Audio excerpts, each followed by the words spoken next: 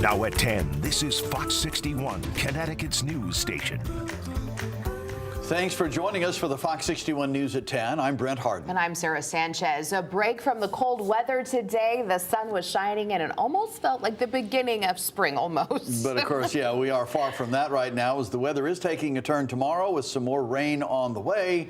Let's check in with Chief Meteorologist Rachel Frank for a first look at the forecast. Rach. We do get another full dry day before the rain ends up returning tomorrow night. So if you did not have a chance to enjoy this, you'll get another opportunity. I will say tomorrow not quite as warm, but we'll still be well above average. Today, we challenged the daily record high temperature for the Hartford area, 60 the high, the record just 3 degrees away. That was set back in 2000.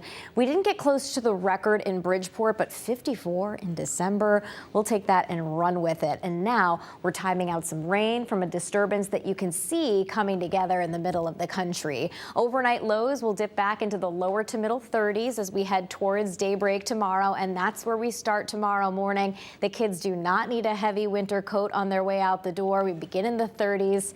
By lunchtime, temperatures are climbing into the mid 40s, and we'll see high temperatures right around 50 degrees as we head through the afternoon.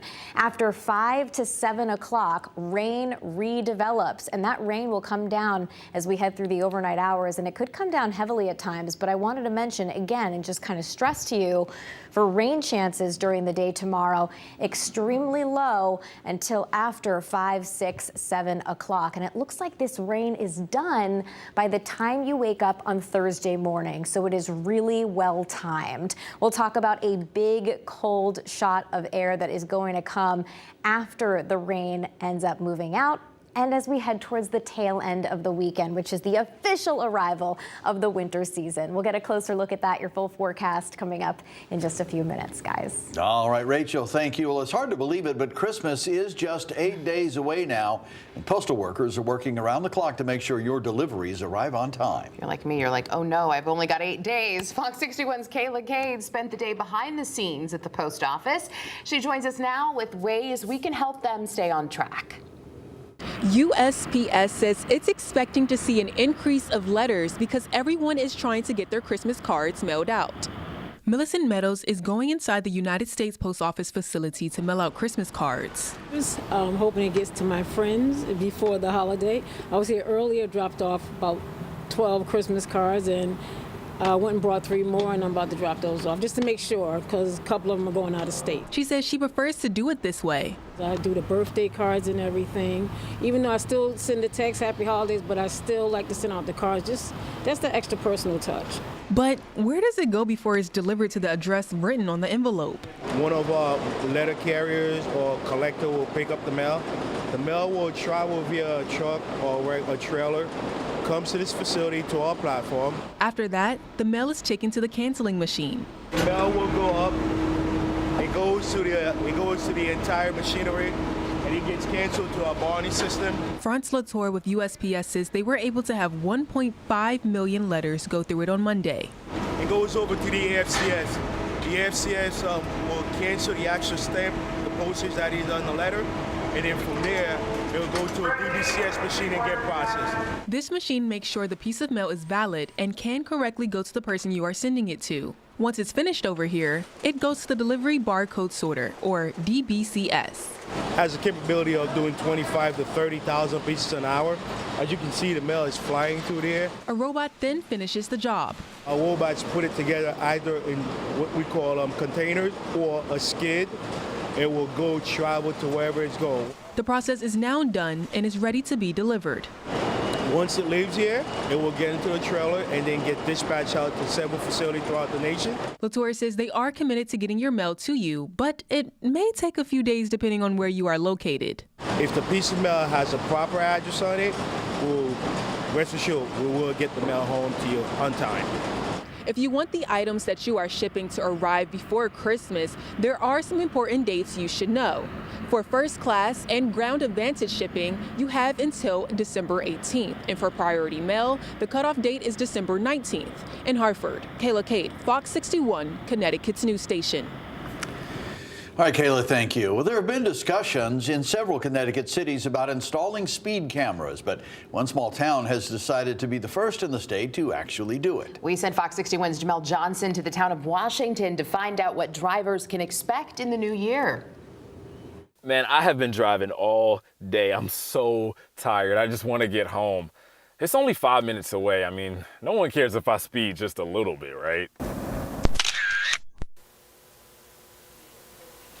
Washington, Connecticut does. In fact, they'll be the first town in Connecticut to have speed cameras deployed on their roads. The number one complaint in our office and phone call volume is speeding. James L. Brinson, first selectman for the town of Washington, says speeding has been a problem plaguing the town for years.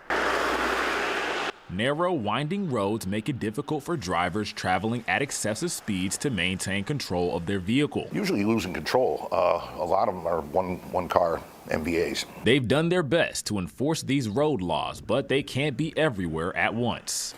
We are a rural community with a small police force. We have to cover 93 miles of roads, and we just don't have the manpower to do that. This is why they jumped at the opportunity to get these speed cameras, and it just so happened they were the first town in the state to do so. We're very hopeful that it's a game changer. And the goal has never been revenue. The goal is to get people to slow down and be safe. Patrol Officer Richard Anaimo has seen grisly accidents firsthand and is confident that the department will see a huge difference with the speed cameras. A lot of the accidents that I have been to and my fellow officers have been to in the town have been some very violent accidents that are a single car, usually due to speeding. On social media, users are up in arms about the cameras and their effectiveness. One user says it could potentially cause more accidents with drivers slamming on brakes when they see the camera. But people who live and work in Washington were pleased when they heard the news. Megan Dubois says it puts all drivers on the same playing field. I do hope that it would make speeding tickets or infractions more objective, because the speed cameras are going to catch everyone and not notice the color of your skin. So if these cameras can help reduce that, I think that's a positive thing. First Selectman Britton says there are about 30 days from rolling out these cameras in the town, and they'll be placed at 3 roads, which include Old Litchfield Road, Baldwin Hill, and Wickham Road. In Washington, Jamel Johnson, Fox 61, Connecticut's news station. Thank you, Jamel. A New Milford High School student is dead tonight after a crash. Police say the 16-year-old boy was driving on Pickett's District Road last night when the SUV he was driving crashed into a fence. The teen was pronounced dead on scene. His name has not been released. It's unclear what led up to that crash. The man accused of hitting and killing a state trooper appeared before a judge today. Alex Oyola Sanchez faces multiple charges in the death of state trooper Aaron Pelletier. Pelletier was hit and killed while conducting a traffic stop in Southington back in May. Sanchez appeared in court virtually from a hospital bed in June, but this is the first time he has appeared in person. Sanchez is due back in court February 25th. A Rhode Island man's facing charges for allegedly assaulting a woman and her baby at a rest stop in Fairfield. This happened 10 days ago at the North Fairfield Service Plaza. Ariel Valdez was arrested yesterday and arraigned today. According to the arrest warrant, Valdez was traveling back to Rhode Island with the woman and the baby. He's charged with strangulation, risk of injury to child, and other charges. Valdez is being held on a $100,000 bond. And we're learning new details in a deadly crash in West Haven. Police have identified the passenger who died as 23-year-old Panjala Niraj Gode. Police say the driver of a Hyundai lost control on the icy roads on Derby Avenue yesterday. The Hyundai spun sideways into a gas station parking lot and hit a police cruiser. The police officer is now home from the hospital and recovering from a head injury tonight. The name of the driver has not been released at this time, but police believe the driver is still in the hospital and the crash is still under investigation. Follow up tonight, the New Haven Board of Alders has unanimously approved Narcan carrying pouches for police officers. The nasal spray can reduce the effects of an overdose. The nonprofit For Cameron Incorporated is dedicated to fentanyl poisoning awareness and overdose prevention. It raised $5,700 to cover almost 100% of the cost of the pouches. Those pouches are specifically for officers and can be clipped onto their belt or vest. Police Chief Carl Jacobson has said if the measure had passed, he wants all officers to be trained and ready to carry Narcan by March.